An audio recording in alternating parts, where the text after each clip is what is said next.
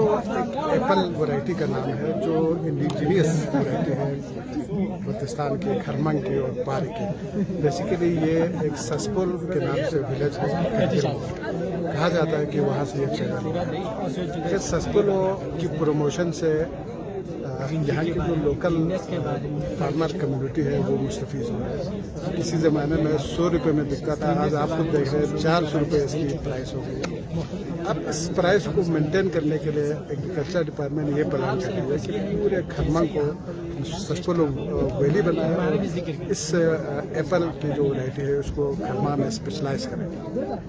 एप्पल सस्पेलो specialised variety है, इसका अरोमा, इसकी खुशबू, इसकी ताजगी